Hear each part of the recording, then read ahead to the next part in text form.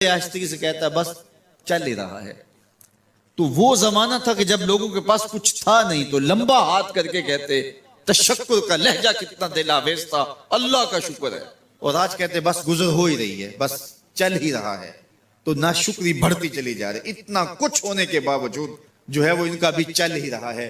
تو کہا ان الانسان لربہ لکنود، بے شک انسان اپنے رب کا ناشکر ہے. اتنی نعمتیں کھانے کے باوجود، اتنی دولتیں سمیٹنے کے باوجود، اتنی عزتیں پانے کے باوجود، اتنی آسائشیں حاصل کر چکنے کے باوجود، دولت کے اتنے انبار رکھنے کے باوجود اس کی زبان بولتے ہوئے کتنے بخل سے کام لیتی ہے کہ بس گزر اوقات ہو ہی رہی ہے. اور میاں تیرے رب نے تجھے اتنا کچھ دیا، یہ دولتیں، یہ دولتوں کے انبار، یہ آسودگیاں، یہ بہاریں، یہ سب کچھ نہ ہوتا، تجھے زندگی بخش دی تھی، اس کا ہی شکر تیرے اوپر واجب تھا. اللہ اکبر. اللہ نے حضرت انسان کو یہ جو کچھ دیا ہے، کتنی چیزیں ہیں ہمیں پتہ بھی نہیں کہ وہ نعمت ہے، لیکن اللہ نے ہمیں عطا کی.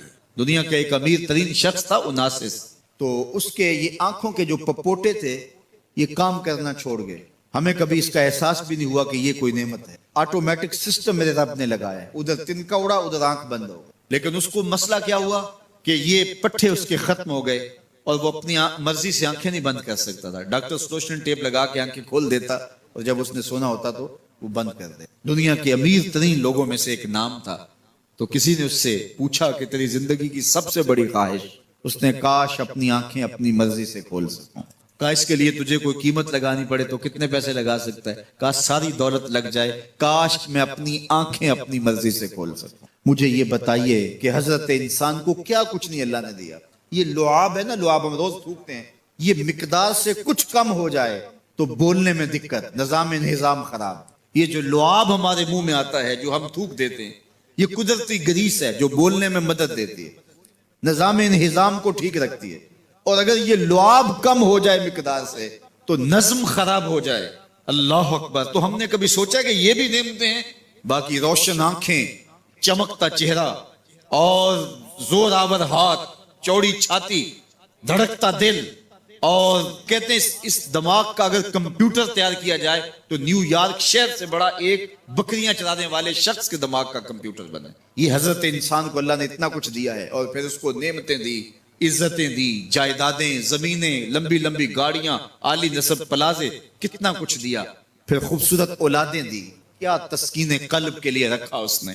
تو اس کے باوجود بھی یہ کہہ رہا ہے بس چل رہا ہے، گزر اوقات ہو رہی ہے. ان الانسان لربہ لکنود. انسان اپنے رب کا کتنا ناشکر ہے، اس نے کیا کچھ اسے عطا کیا، کیا کچھ عطا کیا، لیکن یہ شکر کا کلمہ بھی نہیں بولتا، بخل سے کام لیتا ہے. تو کہا یہ ناشکر ہے اور اس پر کوئی خارج سے دلیل لانے کی ضرورت بھی نہیں ہے. وَإِنَّهُ عَلَىٰ ذَلِكَ لَشَهِيدٌ. اور یہ خود اس پہ گواہ ہے. ذرا اپنے اندر اتر کے دیکھے تو یہ کتنا بخل کرتا ہے شکر ادا کرنے میں، اسے خود سمجھ آ جائے گی. وَإِنَّهُ لِحُبِّ الْخَيْرِ لَشَدِيدٌ. اور اس کی ایک خصلت یہ ہے کہ یہ دولت کی محبت میں بڑا سخت ہے. دولت کی محبت یہ بہت زیادہ اپنے سینے میں پال چکا ہے اور یہ دولت اس کی محبوبہ بن گئی ہے. دولت تو اس کی ضرورت ہونی چاہیے تھی لیکن اس نے اس کو اپنی محبوبہ بنا لیا. وَإِنَّهُ لِحُبِّ الْخَيْرِ لَشَدِيدٌ. اس کو محبت زر شدت سے ہو گئی ہے. سویر سے شام تک اس کا وظیفہ ہی یہی ہے. اس کی زندگی کے اندر منصوبے یہ چلتے ہیں. اللہ نے اتنا نوازا ہوا ہے، اس کی ساری زندگی آسودگی سے گزر سکتی ہے جتنا اس کے پاس موجود ہے، لیکن اس کے باوجود ہر وقت اس کے دماغ کے فیتے پہ یہی چلتا ہے اور یہی کہانی چلتی ہے، یہ زیادہ کیسے ہو، یہ زیادہ کیسے ہو، یہ زیادہ کیسے ہو. اس اضطراب نے اس کو بے چین کر دیا ہے اور خواہش زر نے، حوث زر نے اس کا چین چھین لیا ہے. اور اتنی محبت جاگزی ہوگی اس کے دل میں کہ اللہ کی محبت کے لیے اس کے دل میں جگہ ہی نہیں بچی. وَإِنَّهُ لِحُبِّ الْخَيْرِ لَشَدِيدٌ. اللہ اکبر. اب پہلے گھوڑوں کی اداؤں کی قسمیں کی، پھر اس کے بعد حضرت انسان کی یہ جو بڑی خامیاں تھی، جو خامیاں جڑ ہیں اس کی باقی خامیوں کی، ان کو بیان کیا. ایک تو ناشکرہ ہے، جو ملا ہے اس پہ یہ شکر ادا نہیں کرتا، حالانکہ اگر وہ شکر ادا کرے، رب کا وعدہ ہے کہ اگر تم شکر ادا کرو گے میں اور زیادہ دوں گا. ایک تو یہ شکر نہیں کرتا اور دوسرا یہ ہے کہ دولت کی محبت اس کے رگو ریشہ میں رچ بس گئی ہے. بلکہ اللہ تعالیٰ نے ان بد نصیب لوگوں کی کہانی بیان کرتے ہوئے کہا جو دولت کو مقصود ہی بنا بیٹھے، الذی جمع مالا وعدد، یہ وہ بد نصیب لوگ ہیں جو مال کو جمع کرتے ہیں اور گنتے رہتے ہیں، بار بار حساب کرتے ہیں۔ الذی جمع مالا وعدد، مال کو جمع کیا، وعدد، اور بار بار اس کو گنتے رہے، اتنے ہو گئے، اب اتنے ہو گئے۔ اللہ کلا لینبذن فی الحطام، پہلے شرف الذی جمع مالا وعدد یحسب ان مالہ اخلد، یہ گمان کرتے ہیں کہ ہمارا مال ہمیں لافانی کر دے گا، مال کی کثرت سے ہم محفوظ ہو جائیں گے اور ہمارا کچھ نہیں بگڑے گا، دولت اتنی ہوگی تو ہم ہر طرح سے حفاظتوں کے ساتھ میں آ جائیں گے، ہمارا مال ہمیں لافانی کر دے گا۔ یحسب ان مالہ اخلد، اللہ تعالیٰ نے فرمایا کلا، ایسا ہرگز نہیں ہے، یہ تمہاری بھول ہے کہ مال تمہیں لافانی کر دے گا، مال تمہیں مرنے نہیں دے گا، مال تمہیں محفوظ کر دے گا، کلا، ایسا ہرگز نہیں ہے، بلکہ کیا ہے، لَيُنبَذَنَّ فِي الْحُطَمَةِ، ہم تمہیں پکڑ کے آگ میں ڈال دیں گے۔ لَيُنبَذَنَّ کے لفظ پہ اگر غور کیا جائے تو عربی میں جب ان کا جوتا پرانا ہو جاتا تو پرانا جوتا جب پہننے کے بھی قابل نہ رہتا تو اس کو اتار کے ایسے حقارت سے پہنتے اور اس کے لیے لفظ استعمال کرتے، نبذت النال، میں نے جوتا پھینک دیا، وہ جوتا جو پاؤں میں ڈالنے کے بھی قابل نہ رہے اور اتنا پرانا ہو جائے کہ اس کو اب جو ہے وہ مزید مرمت بھی نہ کروانا ممکن ہو تو اس کو پھر پھینکا جاتا ہے اور پھر اس کو وہ حقارت سے پھینکتے ہیں اور وہ جوتا چلتے ہوئے تنگ کرتا ہے تو پھر اس کو اتار کے حقارت سے رب پھینک دیتے ہیں، تو اس کے لیے لفظ بولتے ہیں نبذت النال، میں نے جوتا پھینک دیا، حقارت سے پھینکنے کو نبض کہتے ہیں، اور یہی لفظ اللہ تعالیٰ جل شانہ نے فرمایا کلا لینبذن فی الحطمہ، اے اہل عرب جس طرح تم جوتا پرانا حقارت سے پھینکتے ہو ہم حقارت سے تمہیں آگ میں ڈال دیں گے۔ کلا لینبذن فی الحطمہ، یہ ان مالداروں کی کہانی ہے جنہوں نے مال کو اپنا معبود بنا لیا، مال کو اپنا مقصود بنا لیا، مال مال مال، ہر قدر پامال کر دی، ہر قدر کی قربانی دے دی مال کے بدلے، اور مال ہی ان کا مقصود بن گیا، اور یہ سمجھے کہ یہ مال جو ہے وہ ان کو لافانی کر دے گا، ان کو مرنے نہیں دے گا، ان کے لیے حفاظتی حصار بن جائے گا۔ کلا لینبذن فی الحطمہ وما ادراک ما الحطمہ، اللہ فرماتا ہے جانتے ہو جس حطمہ میں، جس آگ میں تمہیں ڈالا جائے گا وہ آگ کیا ہے؟ ما الحطمہ، کیا تمہیں پتا ہے وہ حطمہ کیا ہے؟ پھر خود فرمایا نار اللہ الموقدۃ التی تطلع علی الافئدہ، یہ اللہ کی جلائی ہوئی آگ ہے جو دل کھا جائے گی، جو کلیجے چاٹ جائے گی۔ تو حب زر، یہ حب دولت اور حب دنیا، یہ تمام برائیوں کی جڑ ہے، تو اس لیے اپنے اندر سے محبت زر کو نکالنے کی کوشش کیجئے اگر کہیں آپ کو داخل ہوتی محسوس ہو رہی ہے، اور حب دولت کو نکالنے کے لیے زکوٰۃ صدقات اسلام نے ہمیں یہ نظم دیا۔ اقبال نے کہا تھا حب دولت تلف می سازت زکوٰۃ، زکوٰۃ حب دولت کو زائل کرتی ہے، جب اللہ کی راہ میں لٹاؤ گے تو اس سے کم بھی نہیں ہوگا۔ میرے حضور نے 3 چیزیں قسم کر کے کہیں، حضرت ابو کبشہ الانماری رضی اللہ تعالیٰ عنہ سے مروی ہے، میرے حضور نے ارشاد فرمایا اگر کوئی شخص کسی کو معاف کر دیتا ہے تو اس کی عزت کم نہیں ہوگی، میں محمد اللہ کی قسم اٹھاتا ہوں۔ دوسری بات میرے حضور نے فرمائی کہ جو شخص مانگنے لگ جاتا ہے، سوال کا دروازہ کھول لیتا ہے، اللہ اس کے لیے محتاجی کا دروازہ کھول دیتا ہے، اس کی کبھی کمی پوری نہیں ہوتی۔ اور تیسری بات میرے حضور نے قسم کر کے کہی ما نقص مال عبد من صدقہ، کہا میں اللہ کی قسم اٹھا کے کہتا ہوں کہ صدقے سے مال کم نہیں ہوتا، صدقے سے مال گھٹتا نہیں ہے۔ تو ایک تو مال بھی نہیں گھٹے گا، یہ ضمانت کس کی ہے؟ میری نہیں ہے، یہ رسول اللہ کی ضمانت ہے۔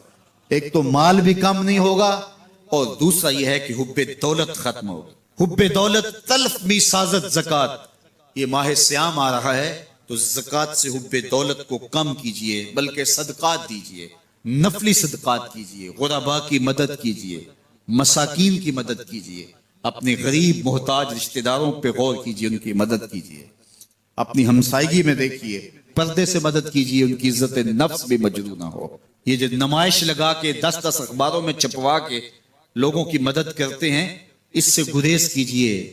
کبھی سوچیں کہ اگر آج کسی کی بیٹی لائن میں کھڑی ہے تو کل اگر یہ مرحلہ میری بیٹی کے لیے آ جائے تو پھر میرا مزاج کیا ہوگا؟ تو عزت نفس کا خیال رکھیے، لوگوں کی غربت کا تماشا نہ اڑائیے، اور لوگوں کی جو ہے وہ محتاجی کو اپنی تسکین کا ذریعہ نہ بنائیے۔ یہ تو اللہ نے تمہیں دیا اور انہیں نہیں دیا، اور وہ آزمائش کی گھڑی میں کھڑے ہیں، تم ان کے ساتھ کھڑے ہو جاؤ۔ تو لوگوں کی مدد کیجئے، دکھیوں کے کام آئیے، مساجد کی جو ہے وہ تعمیر کیجئے، مدارس دینیا کے ساتھ وابستہ رہیے، اور لوگوں کی فلاح کے لیے، بہتری کے لیے کام کیجئے۔ اللہ نے آپ کو دیا ہے، یہ مال یہاں رہ جانا ہے۔ میرے حضور نے فرمایا، ابن آدم کہتا ہے میرا مال میرا مال، اس کا مال وہ ہے جو اس نے کھایا یا پہنا اور پرانا کر دیا یا آگے بھیج دیا، باقی اس کا نہیں ہے، وہ وارثوں کا ہے۔ مرتے ہی ورثہ بن جائے گا، مرتے ہی ترکہ بن جائے گا۔ کفن بھی میلا نہیں ہونے دیں گے کہ بعض اولادیں تو بانٹ لیتی ہیں۔ اللہ اکبر، وہ گھر جو ان کے لیے بنایا تھا، ایک رات بھی تجھے اس گھر میں رکھنے کے لیے تیار نہیں ہوں۔ آج تیرا نام چھن گیا، آج کوئی یہ نہیں کہتا کہ پیچھے اس امام کے اور حاضر اس چودھری صاحب کے، حاضر اس میت کے۔ آج تو ڈیڈ باڈی بن گیا، آج تو میت بن گیا۔ آج خان صاحب، ملک صاحب، چودھری صاحب، پیر صاحب، مفتی صاحب، تیرے سارے ٹائٹل چھین لیے گئے۔ آج پیچھے اس امام کے اور دعا واسطے حاضر اس میت کے، آج تو میت بن گیا۔ آج تیرا لباس بھی پھاڑ کے اتارا ہے، آج تیرے انگوٹھے باندھ دیے گئے ہیں، ناک میں روئی ٹھونس دی گئی ہے۔ آج تو غسال کے رحم و کرم پہ ہیں، وہ تجھے ادھر الٹ دے یا ادھر پلٹ دے، اب تیرے پاس کوئی اختیار ہی باقی نہیں رہا۔ میاں صاحب بولے، جان دیواری ڈرونا بنےو تے ہاتھ نہ لاندے ڈرتے۔ آج اولاد بھی دور ہے، پوتے اور پوتیاں بھی ڈرتی ہیں۔ جان دیواری ڈرونا بنےو تے ہاتھ نہ لاندے ڈر دے، جنہ لئی تو پاپ کمائے اج کتھے نہیں تیرے کر دے۔ آج سارے چلے گئے، تو آج اپنے ہاتھ سے اپنی زندگی کو سنوارنے کے عمل کی طرف بڑھیں اور راہ خدا میں خرچ کریں، دکھیوں، مجبوروں اور لاچاروں کے کام آئیں۔ اللہ آپ کی مدد کرے گا اور حب دنیا کم ہوگی۔ اللہ تعالیٰ جل شانہ نے سورہ عادیات میں پہلی 5 آیات میں قسمیں کی، پھر 3 آیات میں جو ہے وہ حضرت انسان کی وہ کمیاں، کوتاہیاں، جن کی بنیاد پر باقی گناہ سرزد ہوتے ہیں، ان کو بیان کیا، اور اس کے بعد پھر علاج بھی قرآن نے بتایا، اور کس قدر اس کو چوٹ لگائی۔ افلا یعلم اذا بعثر ما فی القبور وحصل ما فی الصدور ان ربهم بهم یومئذ لخبیر۔ افلا یعلم اذا بعثر ما فی القبور، اے اکڑ کے چلنے والے، اے ناشکر انسان، اے دولت کے پجاری، وہ وقت یاد کر جب تو قبر سے اٹھایا جائے گا۔ اس وقت کفن بھی چھین لیا جائے گا۔ اب سب کو چھین لیا گیا، دولت، بینک بیلنس، تیری جائیدادیں، پلازے، گاڑیاں، گھر، کوٹھیاں، بنگلے، سب کو یہیں رہ گیا، صرف ایک چادر کفن کے لے کے جا رہا ہے۔ لیکن جب قبر سے اٹھایا جائے گا، یہ کفن کی چادر بھی رہ جائے گی، برہنہ اٹھایا جائے گا۔ اللہ اکبر، نہ پاؤں میں جوتے، نہ سر پہ پگڑی، نہ بدن پہ کپڑا، برہنہ اٹھایا جائے گا۔ سیدہ عائشہ رضی اللہ تعالیٰ عنہ نے سنا تو کانپنے لگی، عرض کی حضور قبر سے برہنہ اٹھائے جائیں گے تو ایک دوسرے سے حیا نہیں آئے گی؟ فرمایا عائشہ معاملہ اس سے بھی آگے ہے، کسی کو ہوش ہوگی تو حیا آئے گی، ہوش اڑے ہوئے ہوں گے، خوف قیامت طاری ہوگا، قبروں سے یوں لوگ اٹھائے جائیں گے۔ افلا یعلم اذا بعثر ما فی القبور، اب بوسرا کا جو مفہوم ہے، جو ترجمہ اور معنی ہے وہ تو رہے، بوسرا کا جو صوتی آہنگ ہے، جب بولتے ہوئے ایک جھٹکا لگتا ہے تو قبروں سے اٹھتے ہوئے لوگوں کی کیفیت معلوم کرنے کے لیے بوسرا کا صوتی آہنگ ہی کافی ہے۔ افلا یعلم اذا بعثر ما فی القبور وحصل ما فی الصدور، حصلہ کے اوپر جو تشدید ہے، یہ معنی کو کتنی خوبصورتی کے ساتھ ایک مجسم پیکر میں سامنے لا رہی ہے۔ اللہ فرماتا پھر وہ وقت آئے گا جو سینے میں ہوگا وہ تشت ازبام ہو جائے گا۔ آج آپ مجھے نیک سمجھتے ہیں، میں آپ کو اچھا سمجھتا ہوں، لیکن میرے سینے کے اندر کیا چل رہا ہے یہ آپ کو نہیں پتا۔ یہ میں تقریر چہک چہک کے کر رہا ہوں، اس کے پیچھے کیا ہے؟ میں آپ کے دل اپنی جانب موڑنا چاہتا ہوں، آپ کی جیبیں خالی کرنا چاہتا ہوں، یا میں آپ کے سامنے پاک اور ستھرا اور بڑا جو ہے وہ نیکوکار بننا چاہتا ہوں، یا میرا مقصد رضائے الہی ہے؟ یہ مجھے پتہ ہے، آپ کو نہیں پتہ۔ آپ کہاں ہیں، کہاں کھڑے ہیں، میں آپ کو اچھا سمجھتا ہوں، لیکن آپ کو پتہ ہے کہ ہم کہاں کھڑے ہیں۔ لیکن قیامت کے دن یہ ساری چیزیں سامنے آ جائیں۔ وَحُصِّلَ مَا فِي الصُّدُورِ، اور سورہ الطارق میں فرمایا یوم تبلی السرائر، فما لہ من قوت ولا ناصر، اس دن سارے راز کھول دیے جائیں اور کوئی طاقت نہیں ہوگی جو ان رازوں کو کھلنے سے روک سکے۔